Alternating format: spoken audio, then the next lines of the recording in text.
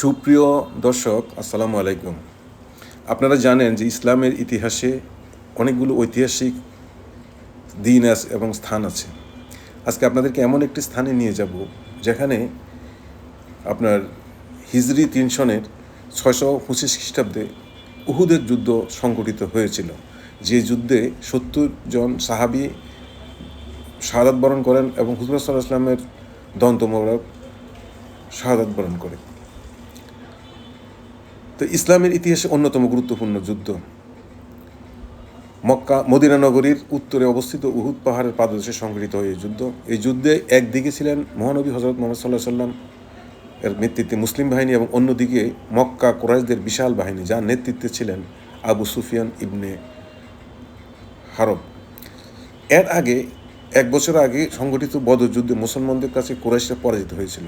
সেই পরাজয়ের প্রতিশোধ নিতে এবং মুসলমানদের শক্তি ধ্বংস করার উদ্দেশ্যে কুরাইশরা প্রায় ৩,০০০ সৈন্য, ২০০ অশ্বারোহী ও বিপুল যুদ্ধ সামগ্রী নিয়ে মদিনার দিকে অগ্রসর হয়।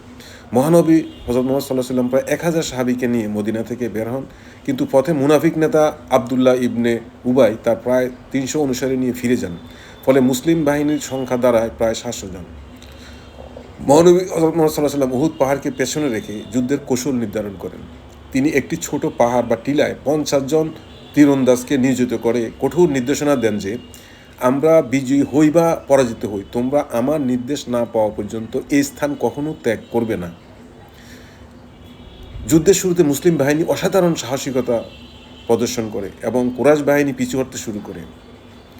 শত্রু যখন পিছনে হতে দেখে তীরন্দাজ যুদ্ধলব্ধ সম্পদ সংগ্রহের উদ্দেশ্যে নিজেদের অবস্থান ছেড়ে নেমে আসেন। এখানে হুজুর সাল্লাল্লাহু আলাইহি ওয়াসাল্লামের তারা নির্দেশনা উপেক্ষা করেন। মাত্র কয়েকজন সেখানে থেকে যান। এই সুযোগে কুরাইশ বাহিনীর অশ্বারোহী দল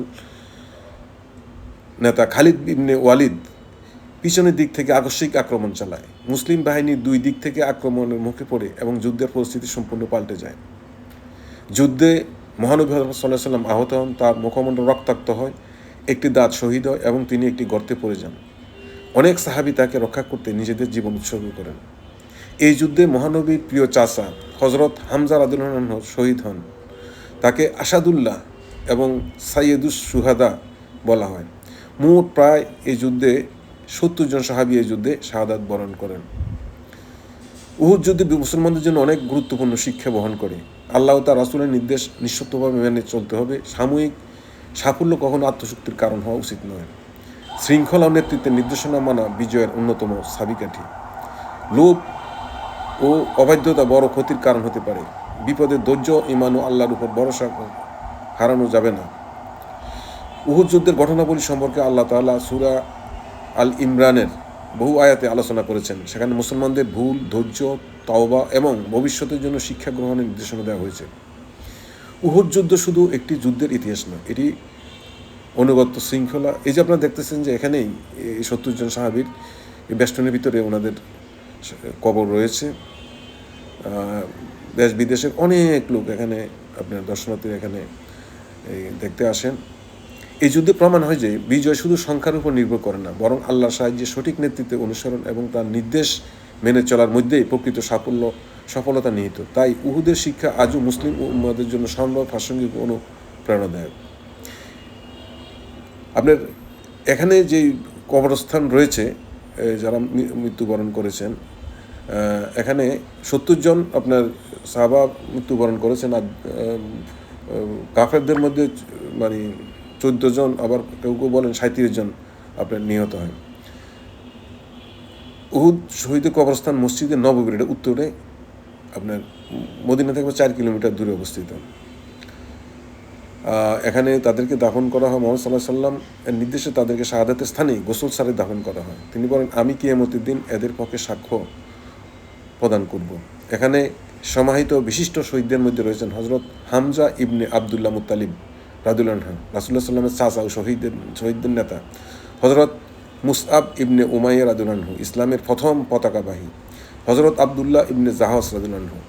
হযরত হানজালা ইবনে আবু আমির রাদিয়াল্লাহু আনহু, যাকে ফেরেশতারা গোসল করেছিলেন। উনি যেদিন এই মৃত্যুবরণ করেন তার আগের দিন উনি কিন্তু বিবাহ বন্ধনে আবদ্ধ হয়েছিলেন। সেই বিবাহ বন্ধনের বাসর থেকে কিন্তু উনি এসে এই যুদ্ধে যোগদান করেন এবং উনি শাহাদাত বরণ করেন। পরবর্তীকালে মুয়াবিয়া ইবনে আবু সুফিয়ানের শাসনামলে বন্যায় আশঙ্কা কিছু শহীদদের মরদেহ বর্তমান স্থানে স্থানান্তর করা হয়। তখন দেখা যায় যে তাদের দেহাবশেষ কোনো পরিবর্তন ঘটেনি। এই কবরস্থানটি বিভিন্ন সময়ে নানা পর্যায়ে অতিক্রম করেছে। এক সময় এর উপর গম্বুজ ও মসজিদ নির্মিত হয়েছিল। পরে প্রথম সৌদি রাষ্ট্রের আমলে রাসূলুল্লাহ সাল্লাল্লাহু আলাইহি সাল্লামের সুন্নাহ অনুযায়ী কবর সমান রাখার নীতি অনুসরণে সেগুলি অবসান করা হয়। বর্তমানে কবরস্থানটি চারিদিকে বেষ্টনী দ্বারা ঘেরা এবং 24 ঘন্টাই দর্শনার্থীদের জন্য উন্মুক্ত। তো এই স্থানটি একটি ঐতিহাসিক স্থান। দেশ বিদেশের হাজার হাজার লক্ষ লক্ষ হাজি এবং উমরা করতে যারা যান তারা এই স্থানটি আপনি পরিদর্শন করেন এবং শহীদদের উদ্দেশ্যে ওনারা তাদের মাগফিরাত কামনা করেন, তাদের কবর জিয়ারত করেন। এটা প্রত্যেক মুসলমানের উচিত যারা সৌদি আরব যান সেখানে একবার যাওয়া।